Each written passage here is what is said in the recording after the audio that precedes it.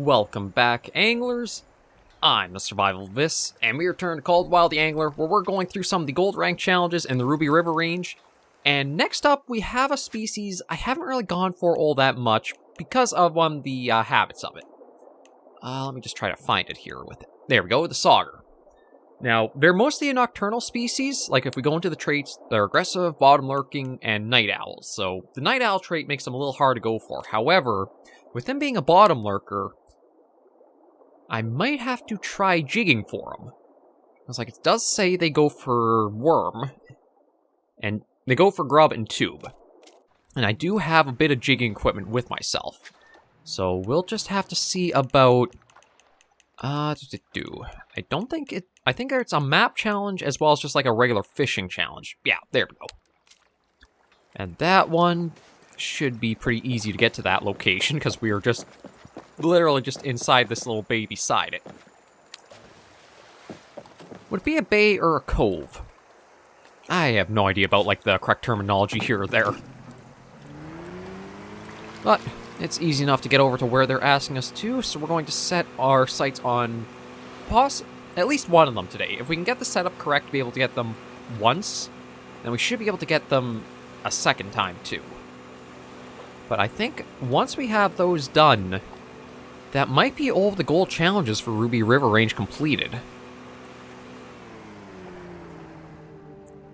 Yeah, so I can't really zoom in, but it does look like it's from the southern tip, so we'll try to just do that right around here.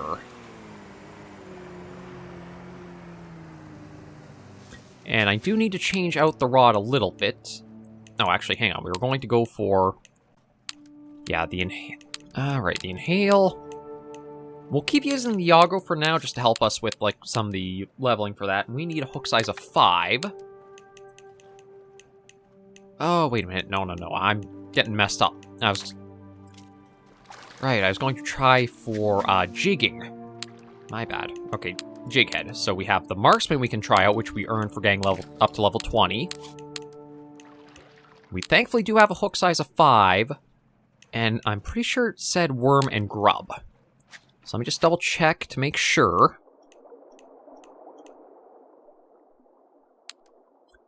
Yeah, worm. Okay.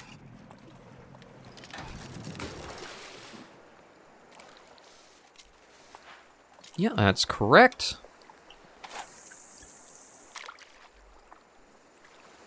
Now, for jigging, I don't know if we actually have to retrieve it or we can just let it set at bottom.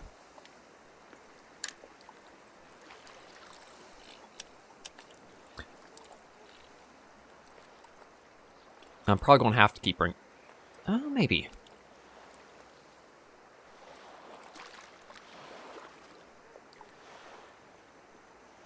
Yeah, I am so glad. This was the weirdest style of retrieval to do with mouse and keyboard, so I'm super glad it has a proper keybind or controller input for it. But we'll just try this for a bit, see how or if it does work at all. Because the Sauger are a bottom lurker, I'm feeling like even with it not being at night, this might be some of our better chances of getting one. But I don't know if I should be trying to retrieve it, like bring in the line as I'm doing this, or I should just leave it as is and just let this keep going.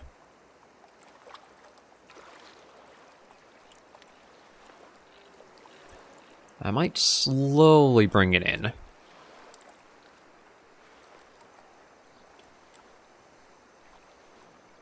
Like, just see what, if anything, happens. Because of how awkward it was trying to have the timing right for, like, doing the mouse down, hold it down, mouse up, hold up. I never did much jig fishing before the console release for the game, so I don't really know how effective it is when using it to, like, target species. I don't know if it's something to try continually bringing the line in, or if I need to have... See, I kind of feel like I need to have it so... that way it's almost like right below us.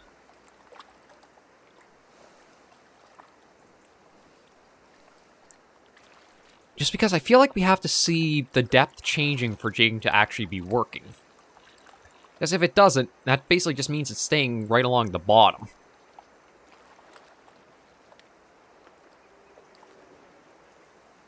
At least I think that's what it would mean. Just trying to think of, like, from the viewpoint of, okay, even if we're going up and down, that doesn't mean we're actually moving the lure. It just means it's sitting in place still. But if we have it so that way, it's only just at bottom. When we lift up, it'd be up and down like that. See, I'm going to try to bring it in so that way, as we are properly jigging, we do see there is a little bit of a change in depth with it. If possible, although truth be told, we might be in too shallow of water for that.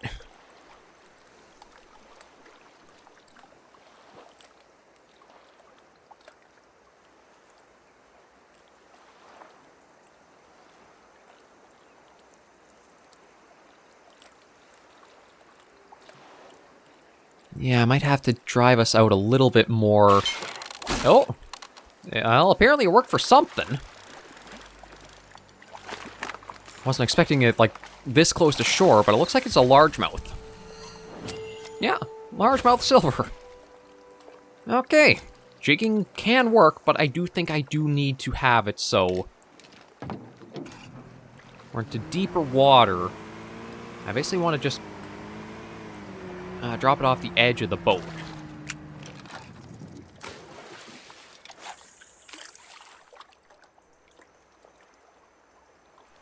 Like, there we go. This might be a good spot for this. And it's 8.2 meters deep. It's not that far out.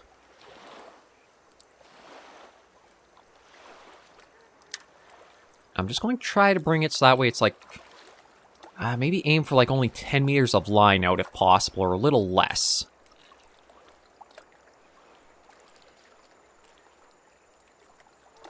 Just that way it actually...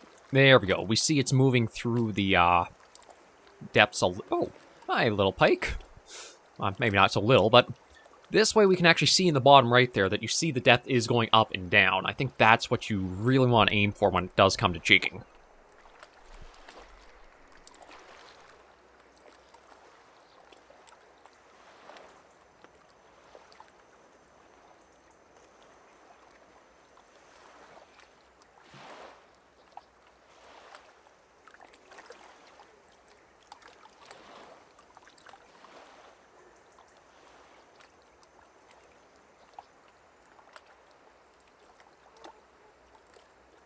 Yeah, so we'll let this go for a little while, see if anything does strike if we're just doing this. It could be the case I do have to be reeling in too for that to work. But we at least know we were able to get a single fish so far. So the tactic, we are kind of figuring it out.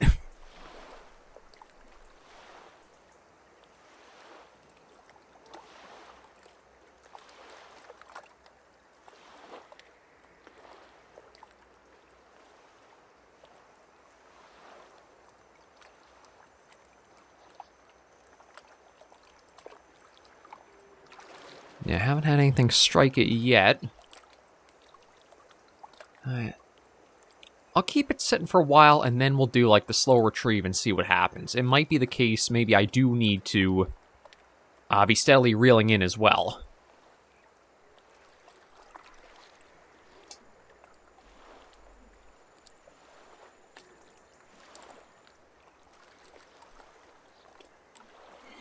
I mean, we did only get a strike on the line when it was very close to the boat, and I was retrieving, so...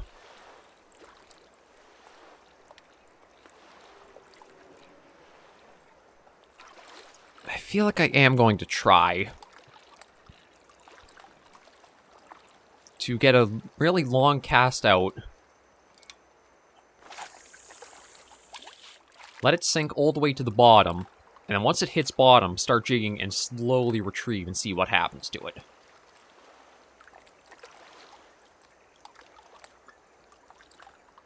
Maybe it's a combination of, like...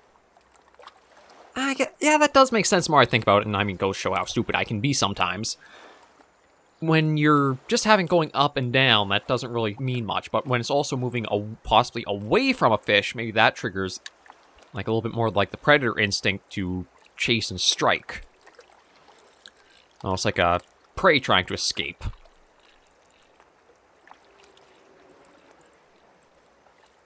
Again, there's a lot of unknowns I'm not super sure of and haven't really actually tried or fished with these ways myself in real life, so it's kind of just going and figuring out what might work and what doesn't.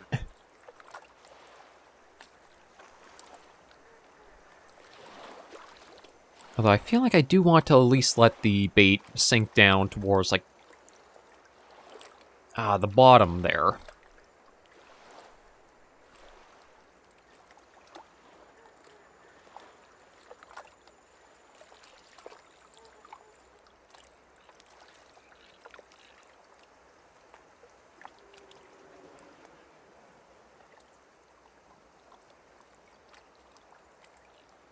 I'll keep even 15 and see what happens. I'm not sure why the reflections in the water suddenly had the lines there.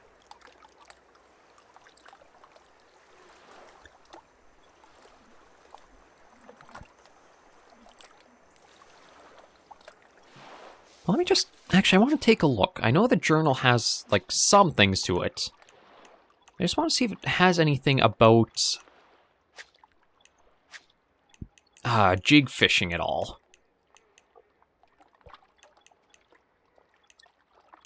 There's spin fishing. It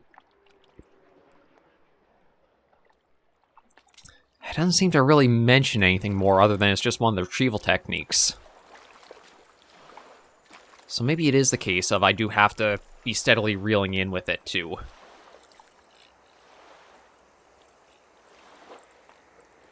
Considering all the other spin fishing methods do have, there is some kind of you are bringing it in, or retrieving the line in. That might be the aspect of it I'm getting wrong. I'm not 100% sure, though.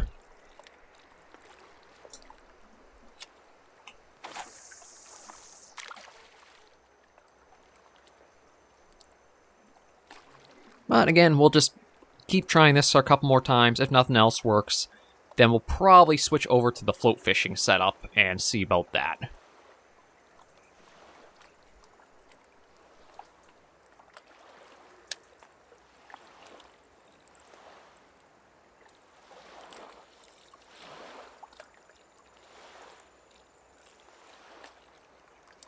I'm actually kind of surprised. The tutorials did go over like all the fishing methods except for jigging, and it feels a little weird that it didn't, because it has its own unique, like, rod setup.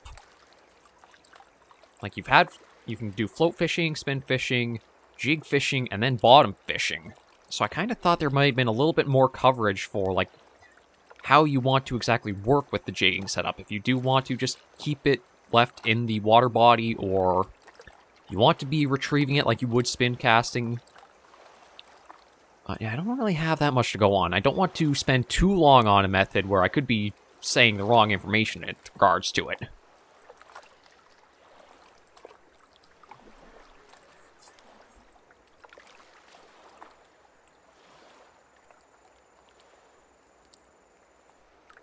Yeah, I don't think just letting it sit seems to be working for us, so I will just keep trying to jig and slowly bring this in.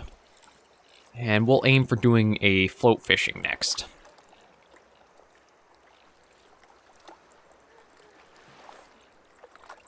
I could try bottom fishing, but again, I don't super know how well the float fishing baits work on a bottom feeding line. But considering we have caught the largemouth here, it might be worth it to try out the bottom setup and just to see.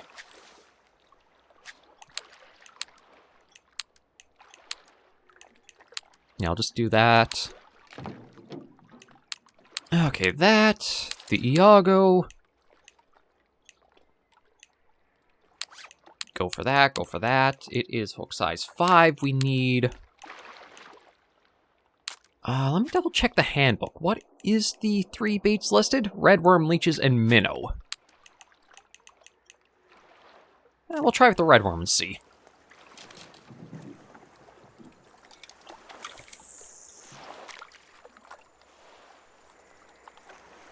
We'll give this a few minutes, see if anything happens or not. And if it doesn't, then we can always try going back to try another bait or go to a float fishing setup.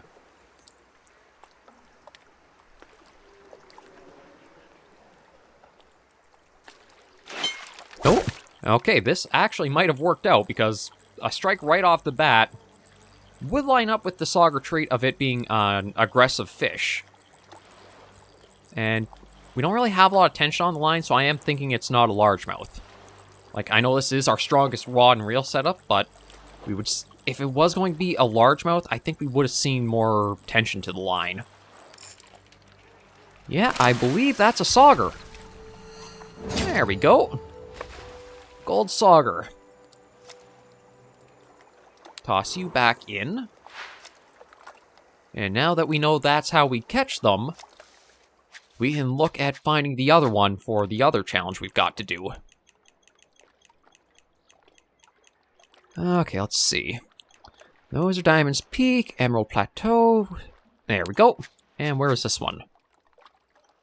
Oh, okay, a little bit of an odd spot to get to. But we do have a car valet right there. I'm trying to think of where... It might be faster just to fast travel back here, to be honest. It's like, I'm trying to remember what the shortest route to that little pond is, because we have had to go there once to catch the northern pike, I think it was, for one of the challenges. Yeah, we'll go for the flaming car. We're likely going to be making this paint job a little more black than it already is.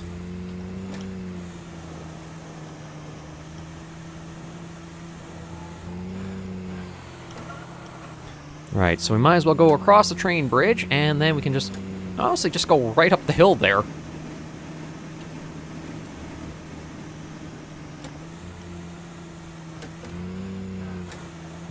There we go. It's an off-road vehicle. It can go anywhere. Whether it'll come back from it or not is another question, but all we need is the one way out. Oh yeah, there's the water body in the distance there, so we just have to survive the crashing to get to it.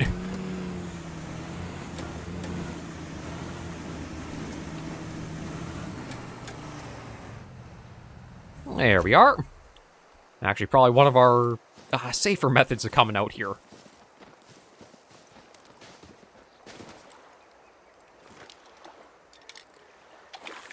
And we hopefully just have to rinse and repeat from last time.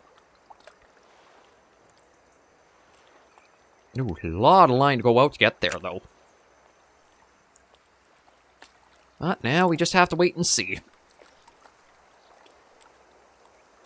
I think it'll be safe to say if we have just like an immediate, or well, not an immediate strike, but if we don't have any nibbles or anything to the line before the strike that does set the hook, I think it's pretty safe to say it is another Sauger we've got on.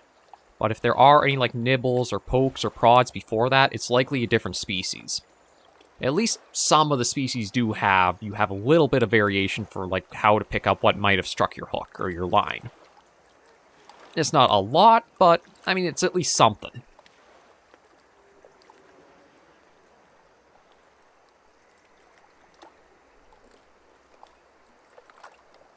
Yeah, it'd be nice to knock this out, because then I think that completely knocks out all of the Ruby River range for goals to go for.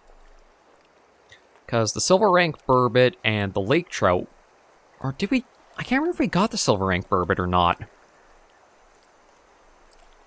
I know we had caught a bronze rank. Actually, I can probably check that with the handbook, can't I? Yeah, we only caught a bronze. We didn't catch the silver, so we still have that challenge as well. But again, we're going to leave those and come back around to them once we've cleared out a lot of the other golds first. I think from Ruby River Range, we'll try going to Emerald Plateau, because that was a nice area where it was a little more densely packed for where we had to go for each objective. Some of them did send us out a little further than others, but overall, I don't think it'll be too bad if we do that one next.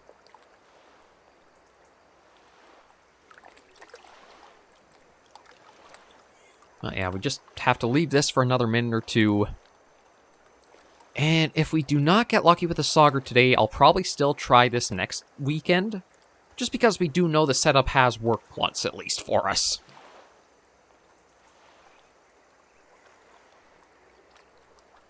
Well, it does look like there's some activity out on the water surface.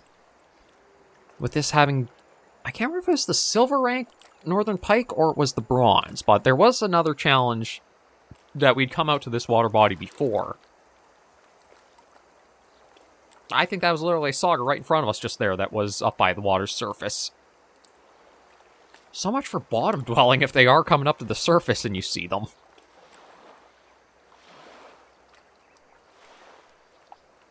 But that kind of makes me want to do like just a smaller or a shorter cast out.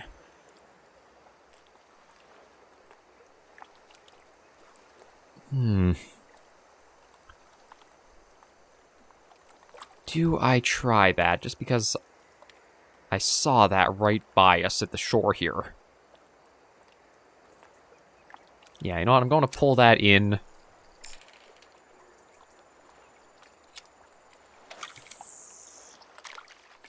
Still further out than I planned to cast, to be honest. I still have to get used to the new casting method that the game is using. It is one of the recent additions with an update. I guess they were trying to make it so that way it was a little more easy to cast, or you could have more targeted casting. But I feel like if you really want to have the targeted... It's kind of a 50-50. Like, I think mouse and keyboard, you would have a tough time with it. Controller, eventually you can probably get used to... Actually, maybe I'm having it reversed. Because, like, truth be told, when I was on mouse and keyboard before the console update, you had the power bar on the bottom, and you could always just use to really refine, like, how far you wanted the cast to go. And that. So that's probably still the same. Maybe it was more for, like, if you're using controller, you'd have a little bit more variety, too, like how the cast could go out. I honestly don't know. Again, we'll leave this sit for a minute or two, see what happens. Maybe bring it in, try just like the quick cast button to throw it out in shallower water and see if we can get lucky there.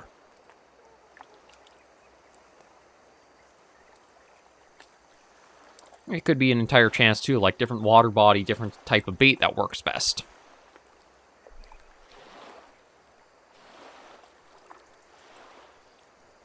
Seems to be all about just trying to switch up whatever you're using in certain variables and see what gives you the result.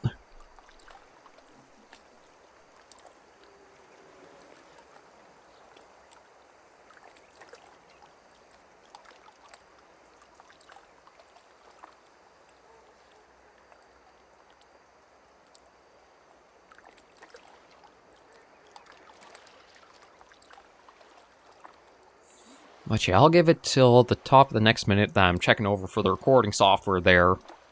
And then we'll just do a quick cast closer to us. I think it's because of the success we had trying this just before the fast travel to come out here. It's making me a little more impatient, because it's like, I know this worked once, it should work again. But again, it might have to change the bait or to something else and see.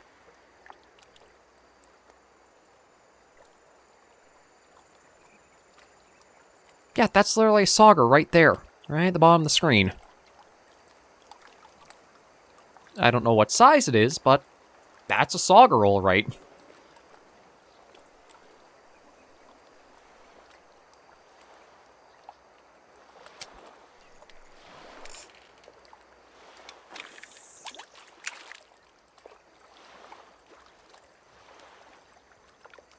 Yeah, I would try luring the rod just to take a look and see if that actually got its interest from what's right before us, but I don't know how much it impacts trying to fish if you do move the rod with it being bottom fishing.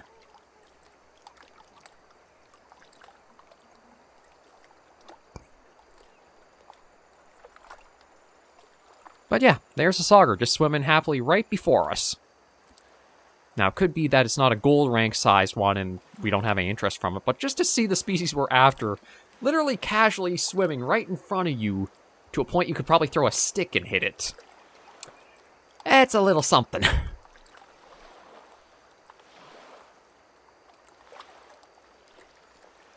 But again, we'll just leave this sitting for a little while. Probably bring the episode to an end as I don't think we're going to get lucky with the same setup, so I'll probably have to try one of the different baits that it suggests. But we're at least on to a good start for the gold rank challenges, because we have gotten 3 down in the first week. Oh, make that possibly 4. Yep, another Sauger. And it's a gold rank. Here I am thinking, okay, bottom lurking fish is going to be deep in. Ah, no, just cast it out to not even like 3 meters of depth. You'll get one, no problem. So that is actually... Let me check the journal. I think that is all of Ruby River Range completely covered now. Indeed it is.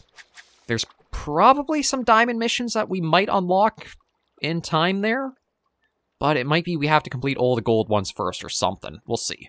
For now, we'll fast travel to Emerald Lake and end the episode with a nice little vista view from this spot.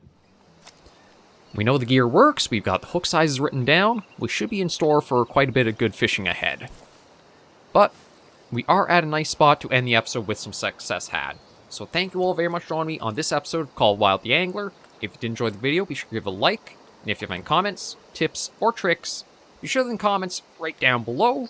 And until I see you all in the next video or episode, anglers and survivors, please remember, as always, to take care, stay alive, and happy angling.